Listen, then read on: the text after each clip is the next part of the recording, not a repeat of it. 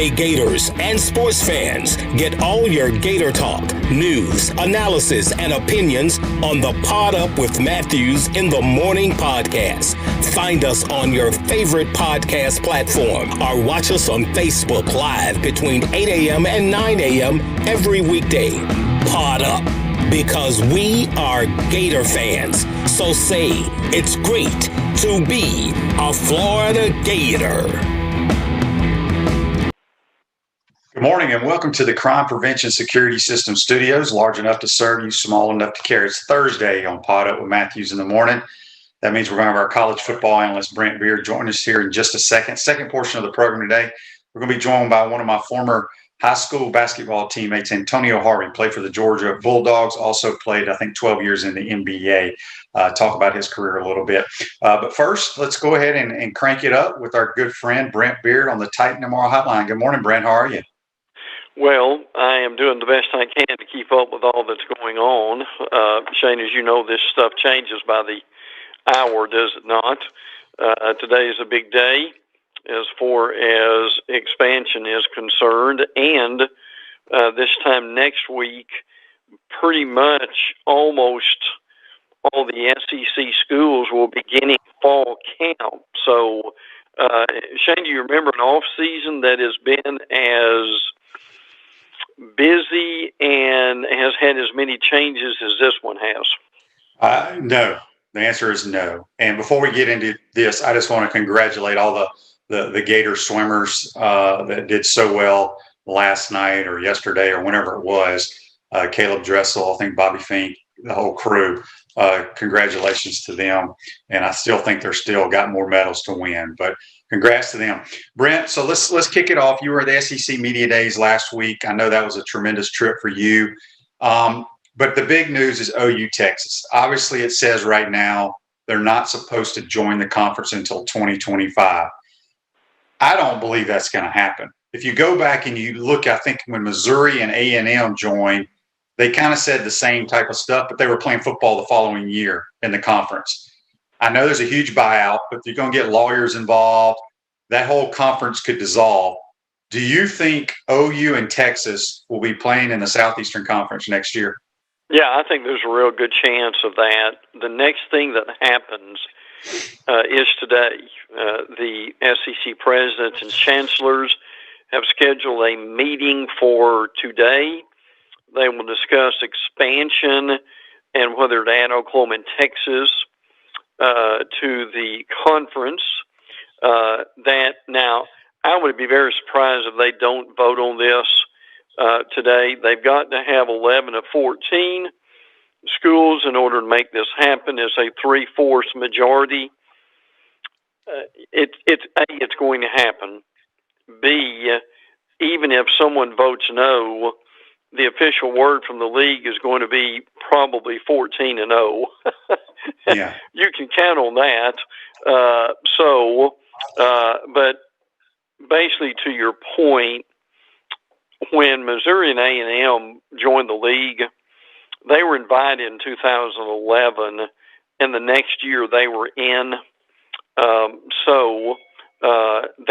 That is going to happen. It would be about $80 million apiece as far as a penalty to leave before 2025 when the media rights fee is up with or needs to be renewed with the Big 12.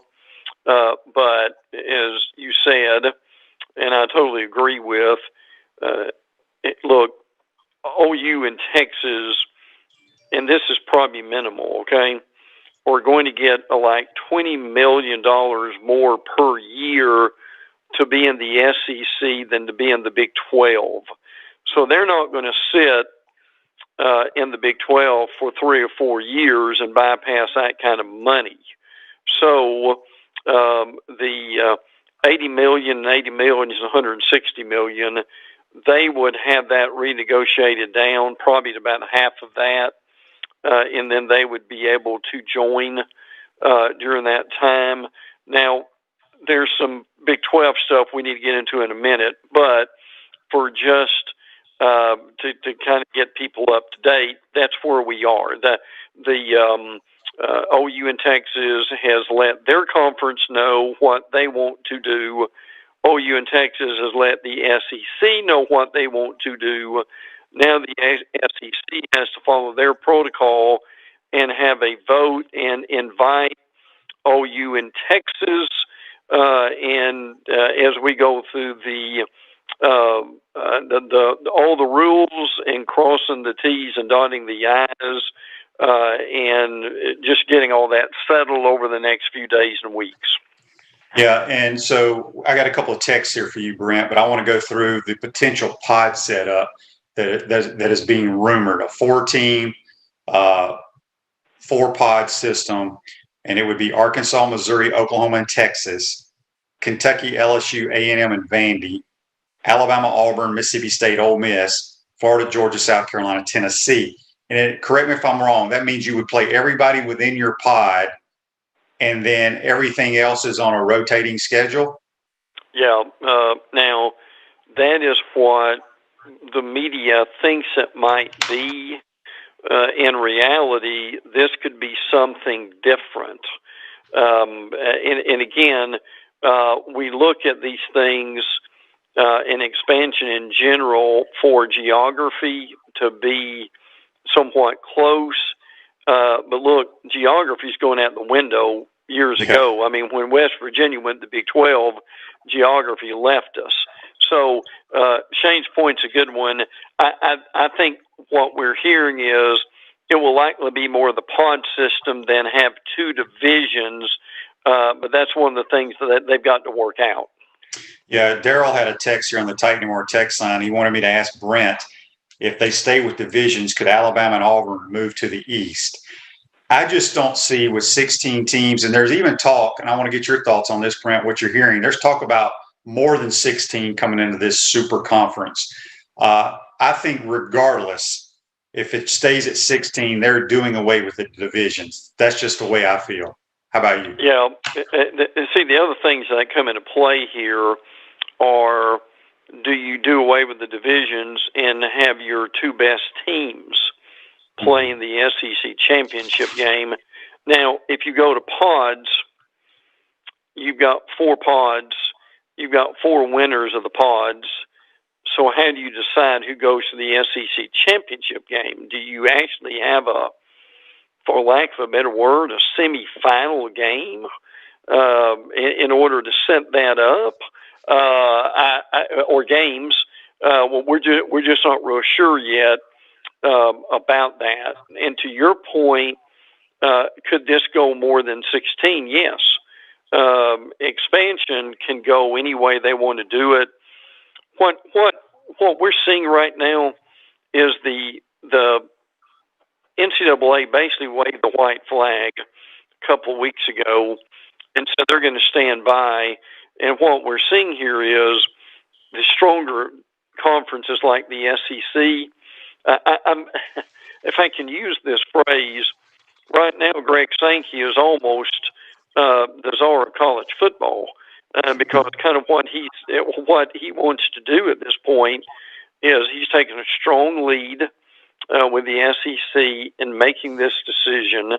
And look, this didn't happen overnight. This has been going on for several months on both ends, the OU, Texas, and the SEC. So is it possible they could expand? Yes. And as you and I have talked before, I think if they expand, I think they're going to expand east, not west. They've already got the west covered in their footprint. Remember, there's 2 things here. One is you want to enlarge your footprint with the area you're going to be at. And 2, you've got presidents and chancellors making this decision, and you don't always know what they're going to do and what they're thinking. If you got joint pain in your knees, shoulders, hip, or back that won't go away, you need to check out QC Kinetics for long-lasting relief. Not surgery, drugs, or downtime. Schedule your free consultation at QC Kinetics, 352-400-4550. Call them today. That's QC Kinetics, 352-400-4550. Speaking with our college football analyst, Brent Beaird, you can follow him on Twitter at Brent Beaird. Okay, so Brent, let's talk about, I mean, we can sit here and talk about all the different scenarios. We both believe OU and Texas are going to be in the league next year. Yeah. Okay. So the NCAA has now changed the way college teams can practice. We all heard about it, in the NFL, how they can only hit so many times a week, got to be in shorts, blah, blah, blah. Well, now the NCAA has passed the rule where you cannot have contact back-to-back practices. What are some of the other things they've changed? This came out of a 5-year study of concussions and head trauma. So what this means is they're mandated to have 7 padless practices, and the number of contact practices have been decreased from 21 to 18. They've also banned straight line contact drills. Shane can explain that more for us, such as Oklahoma drill, and limited the amount of contact in a practice to 75 minutes per practice. It also makes it illegal to have more than 2 straight days of full contact practices. Shane, you've been playing football and you've done it well at all levels. Would you ever seen that we would have contact this limited? No. Gosh, I never had to worry about it because quarterbacks never Sure. got hit in practice. But, people complaining last year about defense, you ain't going to see any better defenses if you can't practice a lot of tackling. It's just the way the world right now. The game has changed to favor the offense. But yeah, it's crazy. Now, I never believed in that Oklahoma drill. That was just Right. that was like 2 trucks running into one another. Yeah, It never made right. no sense. Never made sense to me. Sure. But yeah, it's definitely changing. It changed in the NFL. Now it's in college football. All right, Brent. Let's go around the league. What's going on up at Tuscaloosa? They have had their share of verbal commitments. Tyler Booker, a 4-star offensive tackle, 6'5", 325, has committed. He is from IMG Academy. And they've had another one, a 4-star inside linebacker, Sean Murphy, has also committed. Alabama now has 3 top 300, top 40 prospects to commit this month. 4-star wide receiver Kobe Princess has committed to Alabama. He was from Calera, Alabama. Also, so the recruiting machine in Tuscaloosa, frankly, is going well. A little bit of information from 7-on-7. Bryce Young, the quarterback from California, is doing well on 7-on-7 drills, from what we understand. I give Tider Insider credit for this. Paul Tyson, who is related to former Alabama coach Paul Bear-Bryant, is possibly the second-team quarterback. He's been there a long time. He's a big kid. He's smart. He's got a good arm. I'm not saying he's going to be the starting quarterback by any means, but he may be the number 2 guy. So we'll certainly have more on that as they start up practice next week along with everyone else. Yeah, I saw something on Twitter or somewhere, Brent. It was talking about the Pac-12 media days, and David Shaw, the head coach of Stanford, someone asked him about the money supposedly the money Bryce Young had already made. And his response was, that's not market value, that's Alabama value. Yeah, well, the thing they're talking about is Nick Saban, right before his appearance at media days, by the way, tells you how calculated a lot of this is, told a group of coaches in Texas that, and he was asked by the media about Bryce Young, and he said he's already got close to $1 million in name, image, and likeness that is awaiting him. And look, when Saban says things like that, not only is he saying that to the media, he's also saying it to the potential quarterbacks out there, Shane, right? Yeah. Who may be looking at Alabama too. Yeah. Arkansas, I saw in your notes, Brent, and I love these comments by Sam Pittman. They crack me up. It's talking about the transfer portal. I'll let you read his quotes.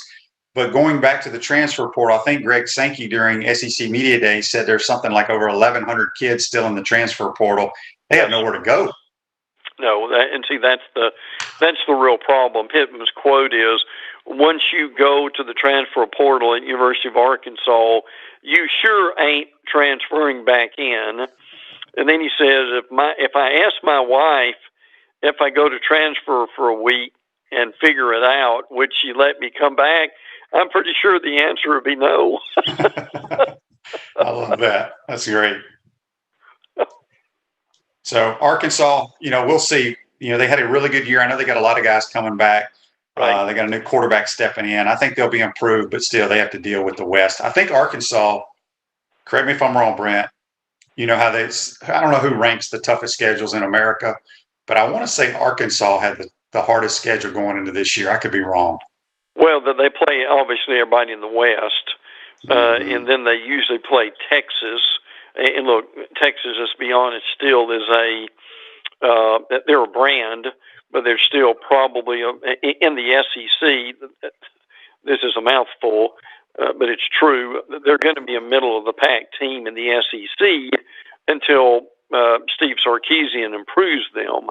But still, that looks good on your schedule. And to your point, pretty much every year with that type of schedule, Arkansas is going to be in the top 5, certainly the top 10, and the toughest schedules.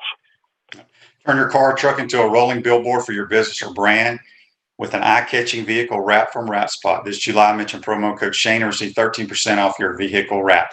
All right, Brent, what's going on in Auburn? We mentioned this last week, and it bears repeating, and I give credit where it's due. Brian Matthews of Rivals.com is a writer for them. Matter of fact, he did this on my brother's daily show in Huntsville, Alabama, that Auburn athletic director Alan Green could be let go by the end of the year. Auburn really struggled this year in the All-Sports Trophy. They were 12 of 14, which is not set well with the Auburn fan base, to say the least. And we may have forgot this, all this talk about Bo Nix, TJ Finley, according to Brian Harsin at SEC Media Days, has he said, been a quick study here, and he will give Bo some competition. Now, Shane, my question to you, and I think both of us are on the same page, number one with Bo, and two with TJ Finley. I don't know how much and how good TJ Finley could be. He's got a lot of improving to do, but with that constant competition, how much would that help Bo Nix?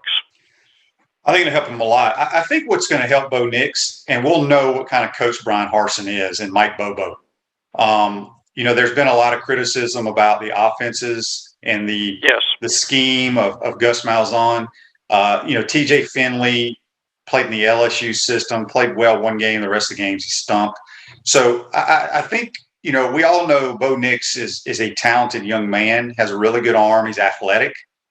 Hasn't really learned how to play quarterback right now. Right. But I think in the pro style offense that Bobo, he'll line him up under center. He'll probably have to learn a little bit about the timing of the passing game. We'll see if he's a coachable kid, which I would think he would be, and how much those guys can coach him up. But I think you're going to see an improved Bo Nix. I could be wrong.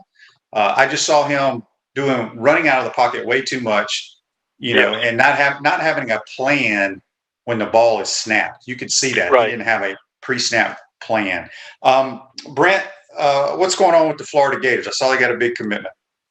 They did. And again, they will kick off fall camp on August the 6th, which is right around the corner. 4-star. Now, this is 2023, so it's going to be a little bit, not in the next class, but the class after that. Mac Markway, who is from St. Louis, is committing to Florida. His cousin Kyle, who's also from St. Louis, played at South Carolina when undrafted, but still was able to play there. He is a well thought of tight end, and I think it bodes well for Florida, especially after Kyle Pitts is there, the tight ends that they're attracting. Dan Mullen at Media Days looking forward to the Alabama game, wants to play big games like that more often than they did. Mullen was asked strength and weaknesses. His strength certainly is a running back room. And he said he didn't call it a weakness, but he just thought the secondary was just needed a lot more experience. Emory Jones, he's very high on him during that time. And also the series is now official with Florida and UCF, 2024, 2033, and 2030. So that's a bit away at this point. DeMarcus Bowman expected to be eligible. That's one of the big things that came out during that time too. So several little bits of good news for the Gator fans. Yes, no doubt. You got, if you're Drinkwitz out in Missouri, that's got to be hurtful for a kid, probably one of the best players in the state of Missouri, not even considering and going there. What you got going on up in Athens with the Bulldogs? Kyrus Jackson, who had a knee injury, redshirt sophomore wide receiver, expected to be ready for camp. That's one of the great things about media days. We get a little bit more of an update on some of these guys. They cleaned up his knee, as we call that. So it sounds like it's not very serious. Still, the big problem with them is George Pinkins, one of the better wide receivers in the SEC, still going to miss a lot of the season with a torn ACL, which is a problem. Now, Tyke Smith, who transferred from West Virginia, I don't think there's going to be much of this.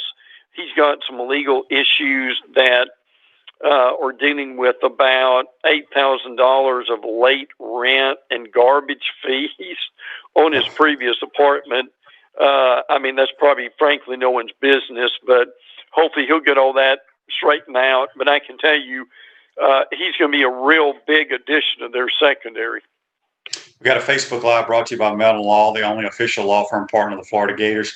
John wants to know, Brent, with COVID rising again, has there been any talk about not having full capacity at any stadiums this fall? No, that's a great question. No, at this point, I think wisely they're waiting on this because still we are. August is this weekend. We're still over a month away from the season starting. So hopefully we can really continue to make some progress with this, and we'll have this wave that's going on now subside by then. But no, there's been nothing officially coming from the league, nothing from any of the schools. They're just taking a wait-and-see attitude, which I think right now, Shane, is probably the best thing they can do. Yeah. Brent, we've talked about this a lot. Kentucky got a lot of love from some of the media folks up in the SEC media days. I just don't see it. I know they got a whole new offensive staff that's come in to try to change the offense. But to me, I think Missouri causes more problems to Florida and Georgia than Kentucky because they have a ton of dudes coming back on their team, and they got the quarterback who's extremely talented. Yeah. There's no doubt about that. Connor Basilak at Missouri is who you're talking about. Now, look, I really like Mark Stoops. I think he's done a great job there. Unfortunately, they lost tight end Keaton Upshaw to a season-ending injury. They announced that at media days, so that hurts them. Now, look, a lot of people are in love with Kentucky. You may have seen this. Yeah, I don't get it. Cole Kubelek actually picked Kentucky second, Georgia first, Kentucky second, Florida third. I don't agree with that at all, but that's his opinion. But I can see some of that, Shane, but I'm more with you with Missouri. And again, the thing we got to remember is it may be Bo Allen, it may be Joey Gatewood, but Kentucky doesn't have a set quarterback yet either, do they? No, they don't. LSU's got a lot of guys coming back too in kind of a disappointing year. I still personally think Miles Brennan's going to be the quarterback.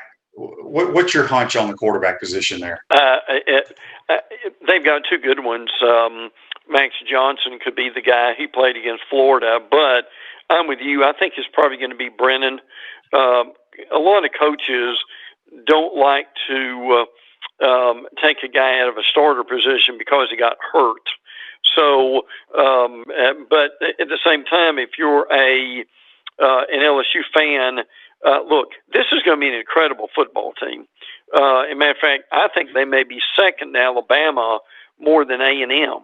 Really? Frankly, yeah, I really do. I think LSU's that good, and they're that good along the line of scrimmage. Now, A&M has a bona fide defensive line that's SEC worthy for the first time, probably since they've been in the league. So that's going to be a real battle between those two. But don't sleep on LSU. If Orgeron is not ousted because of this Title IX situation, either before or during the season, and he had no comment about that, by the way, in the SEC media days on the Title IX situation, I think the LSU could be very, very good. Yeah, I agree. Any more nuggets going on in the SEC you got for us? Yeah. Missouri Athletic Director Jim Stark stepped down. That was a bit of a surprise. Also, Ole Miss, Brandon Mack, linebacker, will miss the 2021 season. That is unfortunate for them. Shane Beamer did a good job at South Carolina in media days. I do want to mention this real quick at the final note here. This is almost comical in some ways, but it's just kind of what we're going through right now.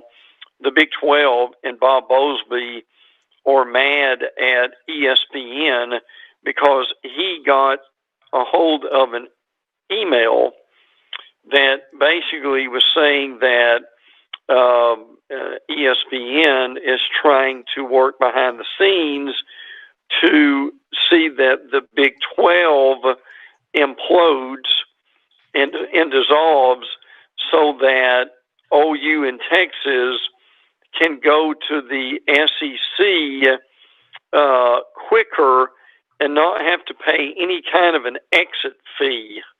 So that was, besides the Olympics, that's what dominated Twitter last night, was this the statements from ESPN and Bob Bowlesby about some tampering behind the scenes from ESPN. Yeah, we got a couple of Facebook Lives here brought to you by Metal Law. Joseph says they're talking about between A&M and LSU. Says Jimbo out Coach O every time. I agree with that. I agree with that too. Yeah, it's not even close from a coaching standpoint. Brent, I read this quote, I think it was Monday or Wednesday, to JC that I saw on Twitter. I screenshot it because it cracks me up. First of all, I got to ask you, Clark Lee, the new head coach at Vanderbilt, was he? Right. Is he a former player or just a former coach at Vandy? I think he's. I'll double check that, but I think he's a former player. Okay, so here's what he quoted. He said, "Quote: There's no better program in the country than Vanderbilt football, so that's why I'm back." Yeah. I get a crack. I just crack up every time I read that. I go, "What in the hell is he thinking?" Yeah, people got a chuckle out of that in the print room when we heard that. But I mean, he did a pretty good job. I mean, he did what we thought he'd do. He talked about Vanderbilt tradition. There's not a lot of it, no. Frankly. But no, I get what you're talking about there. But that's one of those things. He's talking to his team. He's talking to his fan base, trying to get them going. No doubt. Before we got a couple minutes left with you, Brent, ACC football. There have been some rumors out there that this so-called SEC Super Conference could be in talks with North Carolina, FSU, Clemson. Anything to that? Oh, I think there are a lot of things going on behind the scenes. What we need to keep in mind about the ACC, their grant of rights deal runs through 2036. So what that means is there's a pretty hefty fine if you want to leave the ACC right now. So, and by the way, they have a new commissioner, Jim Phillips, who's replacing Swafford, who really did a good job. Now, the ACC, without a doubt, would love for Notre Dame to come in. I still think Notre Dame is going to be independent for as long as they can during this time. The ACC, I think, still would be interested in possibly Cincinnati, UCF, and West Virginia. I know West Virginia would love that, to say the least. So, but they're pretty cautious right now. There's some rumors about Clemson maybe going to the SEC. Dabo said all the right things about them staying in the ACC. So that's a possibility at that point. But keep in mind, for the ACC, that rights fee that goes from 2036, a lot about the Big Ten, about what they might do. But the problem is they've got a really weak commissioner in Kevin Warren that we saw last year frankly was an absolute disaster. I think what we may have happen is some combination of the Pac-12 and the Big 12, or not the Big 12 anymore, but you get the point. The teams that are remaining that could join each other. So, Shane, it is frankly up for grabs, and pretty much a lot about all these schools are on the telephone to somebody right now. That's what's going on. They really are. Before we let you go, Brent, this day in sports brought to you by Comfort Temp. Comfort is a business peace of mind, our promise. Comfort Temp's hiring new team members with all levels of experience, $1,000 sign-on bonus for qualified positions. Give them a call at 352-376-2366. You probably remember this, Brent. You probably were covering this. In 1995, the Carolina Panthers beat the Jacksonville Jaguars in their first NFL exhibition game, 20-14. Well, that's amazing how long that's been, too. Listen, I've got to say, you mentioned Caleb Dressel a few minutes ago. I've done some stories on him. Great kid, great family, connections with Clay High School here in Clay County. And the thing with Caleb is, as you know, not only does he win gold medals, but he usually breaks world records when he doesn't. He does it, doesn't he, Shane? Yeah, he's damn good. There's no question about it. Well, Brent, be safe. Have a good weekend. We'll talk to you next week, my man. Look forward to it, pal. Thank you. Take care. That's Brent Beaird, our college football analyst. Join us on the Tight Number Hotline. You can follow him on Twitter at Brent Beaird. Going to take our first time out of the program. We come back. We'll be joined by my old high school teammate, longtime NBA basketball player Antonio Harvey. You're watching and listening to Pot Up with Matthews in the Morning. We want to take this moment to thank all our sponsors who keep the show going and pay the bills. Our gridiron sponsors are Crime Prevention Security Systems, large enough to serve you, small enough to care. Titan MRI, Gainesville's only locally owned and operated MRI facility. Meldon Law, won't back down. Peachland Dental, Gator Nation's first choice for dentistry in Port Charlotte.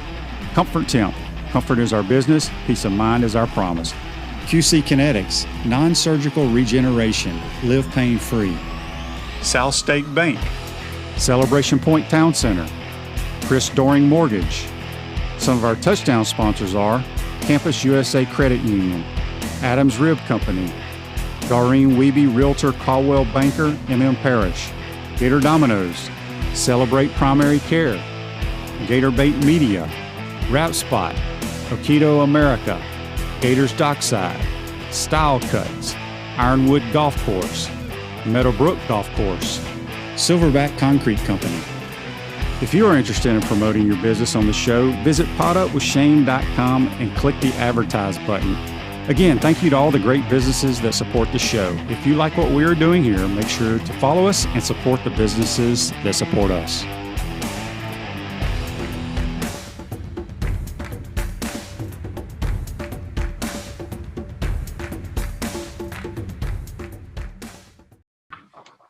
Welcome back to the Crime Prevention Security Systems Studios, celebration points where the Gators go to celebrate with premium brands like Regal Cinemas, Bass Pro Shop, Nike, Le Macaron French Pastries, Palmetto Moon, and coming August 11th, 2021, the HBC's new restaurant Spurs, Gridiron Grill, and Visors Tailgate and Rooftop Bar. We'll see you at Celebration Point where the Gators go to celebrate. We're now going to go to the Titan MR hotline and travel out to Portland, Oregon. And we're joined by one of my former high school teammates, Antonio Harvey, longtime NBA player, was on the broadcast for the Portland Trailblazers, and now has a new business in the CBD called Legends. Got me some cream here that Tony sent me. I can see it there. But Tony, good morning. How are you? I appreciate you getting up early, brother. Oh, man, I appreciate you inviting me on, Shane, and it's good to talk to you, man. It's been a long time. It really has. Tony, before we get into your NBA playing career, college, and all that stuff, tell everybody. I try to tell people, my high school football team, where you went, Pascagoula High School, we graduated the same year in '88. I was on the basketball team with y'all, and we were voted the greatest high school football team in the state of Mississippi. But our damn basketball team was pretty good. Talk about those guys. It's interesting. I tell people all the time is we were the most talented team that didn't do everything we were supposed to do, maybe in the history of high school basketball. I'll talk to guys who, they had one guy on their team, maybe two. But I tell people, we graduated. We had Dale. Isaac was 6'2", Dale was 6'4", Fred was 6'6", Elbert was 6'8", and I was 6'10". I mean, that's a college lineup. And then we had tall guys coming off the bench. We had talent. It was a good time on the coast. I think that's the best way to describe it. Between Mahmoud and Gulfport and Lateral and Moss Point, and then our team in Pascagoula, it was just a lot of talent, and it was fun. We held each other accountable. I look back, you guys were obviously the greatest football team in Mississippi history, and I'll put us up against anybody in the history of the state. And I'll put our class against anybody in the country. You look at the number of professional athletes that came out of a small town like Pascagoula. It wasn't supposed to happen. We had probably 7 guys from our high school class that played pro sports and probably another 15 or 20 that played college sports. It's just not supposed to happen that way. Yeah, there was a lot. There was a lot of talent, no question about that. You went on to play college basketball at Southern Illinois, then you played a little bit at Georgia, played in the SEC, and then played a long time in the NBA and overseas, and played with the Lakers, the Blazers, the Supersonics, the Grizzlies. Just talk a little bit about your career, because as you said, you mentioned playing against Mahmoud Abdul-Rauf, who was Chris Jackson when we were in high school, and he went to LSU. Just talk a little bit about what it was like playing basketball in the SEC. You had our high school teammate, Dale Brown, was at Kentucky. Our other high school teammate, Isaac Brown, who now coaches at Wichita State, who's been on our program, he was at A&M. Just talk a little bit about what it was like playing in the SEC. You know what? It was amazing. The years I was there, Shaq was still at LSU. Florida had an unbelievable team with, I can't remember his first name, but I think his last name was Poole, P-O-O-L-E. Stacy Poole. Stacy Poole was on the Florida team. Pelfrey was at Vanderbilt. I mean, it was a stacked squad back then. And, obviously Kentucky has always been a powerhouse in terms of basketball. And so it was tough. There was never a night off. And it was interesting for me coming from SIU, which was a mid-level Division I basketball program, into the University of Georgia. There was a huge adjustment. The talent level night in and night out. You're having to bring your best, because you never know. And if you don't bring your best, you're subject to get beat, even though we were a higher ranked team, but going into a place like Vanderbilt, it's not easy. So it was tough, but it was fun. It was a learning experience. I look back on it, there were some things that I would certainly do different, like go to class. And for any of the kids listening right now, I always I tell that story, and I don't tell it with sadness or anything like that. I just tell people I wasn't mature enough or ready enough when I left high school to be in college. And I think eventually it caught up with me. But having said that, I wouldn't change my road or my path one bit. Yeah, Tony, and then you got to go to the NBA. You weren't drafted. I wasn't drafted, and I lasted in the NFL a long time. You lasted a long time in the NBA. What's the biggest difference going from college basketball to the NBA? What was the hardest transition for you? I think it was speed. Speed of the game was so different. I'll never forget my first game. We played the Phoenix Suns, and I came in. I was very confident. I believed in myself. I had worked my tail off that summer to be ready for training camp. I get to training camp. The Lakers have a couple of injuries, and all of a sudden I'm starting against the Phoenix Suns. And they had Charles Barkley and Danny Manning. And, you can't respect how physically strong and how quick Charles Barkley is until you're out there on the court with him. And it was amazing. So I started my first 5 games, and the coaches quickly realized that as talented as I was, I had not picked up the speeds of the game, and it really showed. I mean, I had Danny Manning and Charles Barkley, straight to Sean Kemp. Then it was Wayman Tisdale, who was an all-pro at the time.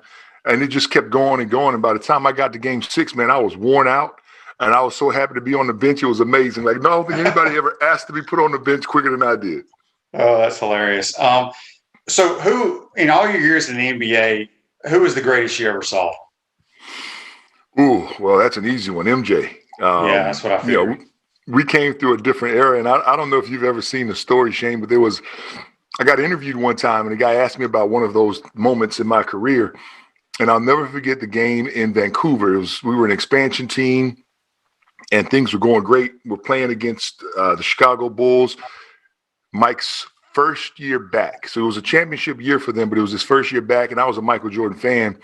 Well, we're up, I think it was 6 or 8 points. Mike had like 12 points. He was really shooting the ball. He basically checked out this game. And one of our players said something to him on the bench.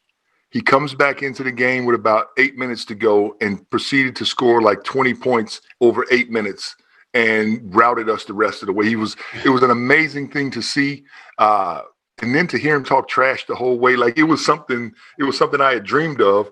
And there I was on the court playing against MJ. It was absolutely amazing. At Chris Doring Mortgage, they do mortgage lending right, helping home buyers throughout Gainesville and North Central Florida. Call Chris Doring Mortgage today at 352-244-0840. Speaking with my former teammate from Pascagoula High School, Antonio Harvey, longtime NBA player and also broadcaster for the Portland Trail Blazers. We're going to talk about his business here in just a second. But I got to ask you, you being a 6'10", 7-footer, whatever it is, big old tall joker, who is the smallest guy that dunked on you in the NBA? Oh, man. And what's that feeling like when a little dude, if another 7-footer dunks on you, ain't that big a deal, right? Right. Well, it depends on how he dunks on you, I think is what I have to say to that. I can honestly say, Shane, I wasn't dunk bait very often. But I'll tell you who got me. It was Shaq. Got me in college. It wasn't even at the pro level. It was in college. We were playing at LSU, and the game plan was for us to send a double team to keep him from getting to the middle of the court. And I did my job. I cut him off from the baseline. He spins back to the middle, and the double team wasn't there. I didn't know that, so I went up to try to block the shot. And when I tell you that it was like a cloud rolls over my body and the lights went dark, and he dunked it so hard that I think the whole arena shook. And here I was laying on the ground, and, he's Shaq. So, of course, he talks some trash as he stands over me. The only saving grace was it was my career high in college. So I was like, you know what? After the game, somebody mentioned it. I said, he had a good game, but so did I. So the hell with y'all. I'm going to do what I do. He did what he did. Hey, all the stops that you had in the NBA, was there one team, one place that you enjoyed the most? Oh, it would certainly be my first year with the Lakers. We weren't a very good team. In fact, my first year with the Lakers was the first time in like 25 years that they hadn't made the playoffs. But we had 3 young rookies and George Lynch, myself, and Nick Van Exel. We had a couple of second and third year guys. So we all got along extremely well. We spent a lot of time together. And I feel like we started to build on something. We started to rebuild that Laker team. And when you look back, we missed the playoffs. The next year we made the playoffs. And 2 years after that, Kobe was a rookie. And all of a sudden the Lakers were headed on that path to be, back-to-back world champions. And I feel like I was a part of that. I feel like I was a part of the transition from Magic to Kobe, even if I wasn't there with both of them. Correct me if I'm wrong. Weren't you as a rookie in the NBA dunk contest? I was my second year. It was actually my second year, but okay. But yes, I was one dunk away from winning it. It was the only dunk I practiced for the couple of weeks leading up to the All-Star game. It was the only dunk I never missed. Was the one that I missed in the dunk contest. It was disappointing, but then I think about it. The honor of being selected one of the 8 guys to participate in the dunk contest means that somebody thought I was one of the most athletic players in one of the most athletic leagues in the entire world. Yeah, that is pretty cool, no question. So, Tony, when you were done playing, what got you into being an analyst on the Blazers radio network? So it's an interesting thing, Shane. When I retired, I didn't know what I wanted to do, just like a lot of players when they retire. Mm-hmm. We're not trained for retirement. We're trained to compete. One day, one of the blessings that I had, and I look back on it, and I'm going to share a little bit of our history. People from home don't even know who I am. right? Because the kid that I was when I left Pascagoula, Mississippi, quickly became not the person that I am today. Long and short of it is, I just treated people the right way. You know, when I was coming through the league, I treated the janitor at the gym the same way I treated the GM. And one day, fate happened that one of the broadcasters was passing by my house, saw me standing out front and said, "Hey, we're looking for somebody to host our post-game show. Do you mind coming in and doing it?" I said, "Absolutely, I'll do it." So I did that for 1 year. No paycheck, just did it because I wanted to do something different.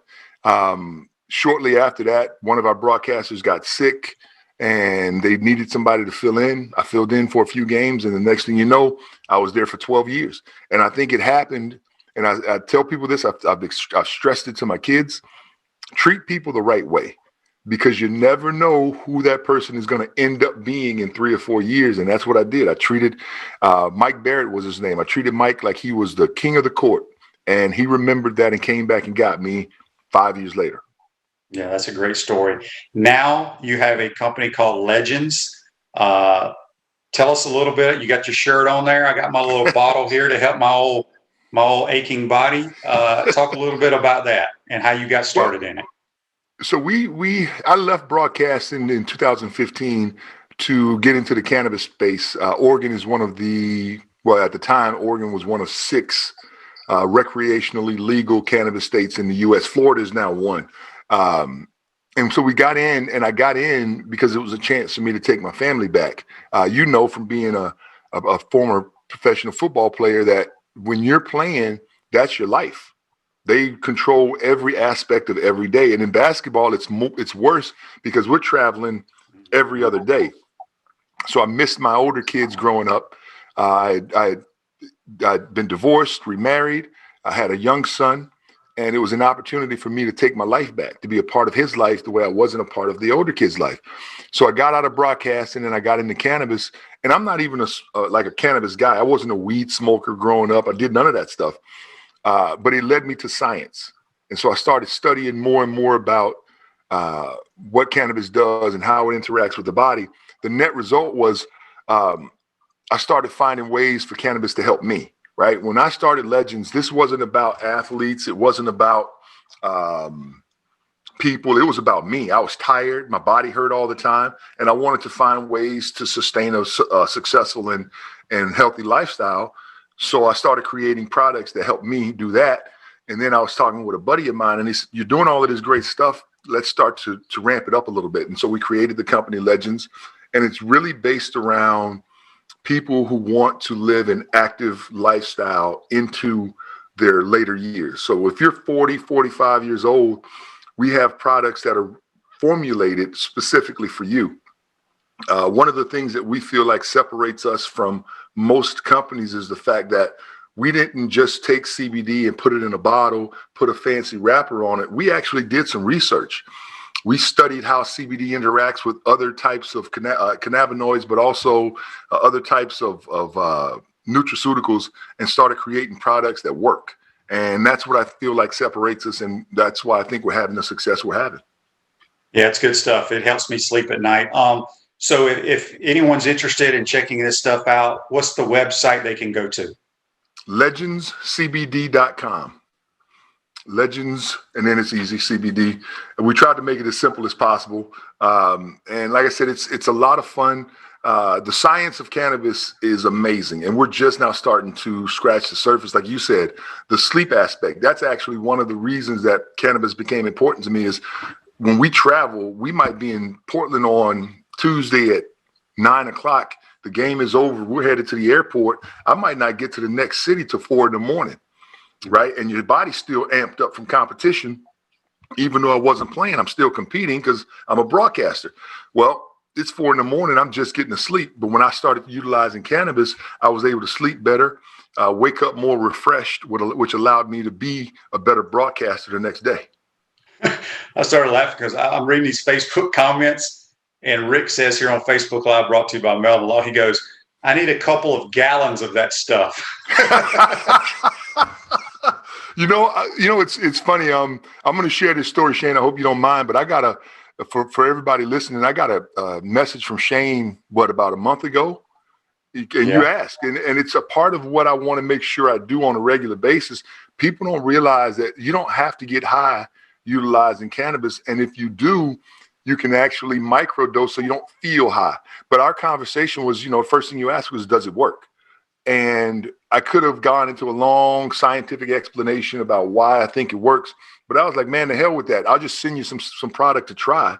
And I'm so confident that it does work that I was like, we'll talk later. And I mean, honestly, what's been your feedback? I know the cream does one thing, but I feel like the rest pills do a great job.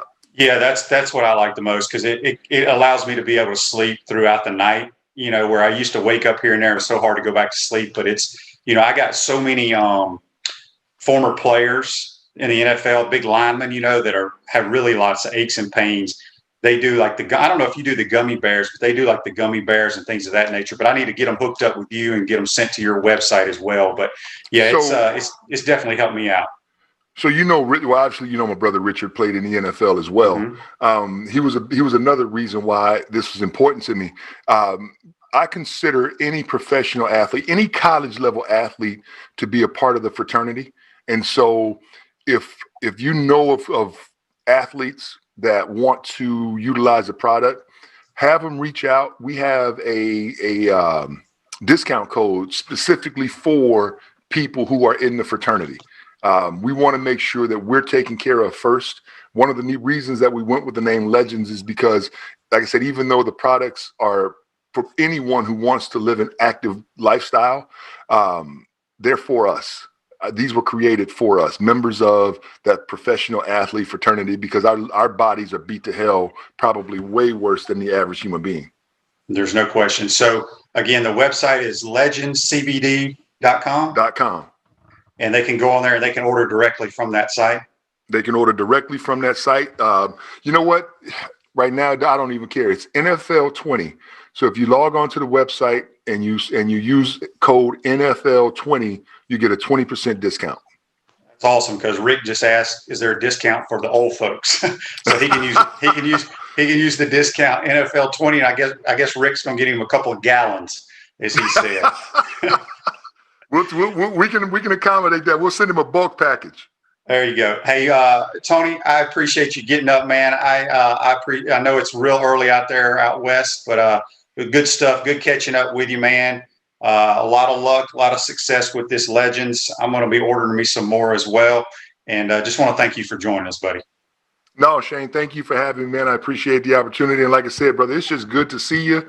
Good to hear from you. And next time we do a football reunion, I want to make sure we throw some basketball players in there too. That's right. I agree 100% with that. The folks in charge, our fearless leaders over there back home that do this, I'm going to make sure that they include the basketball team. No doubt about it.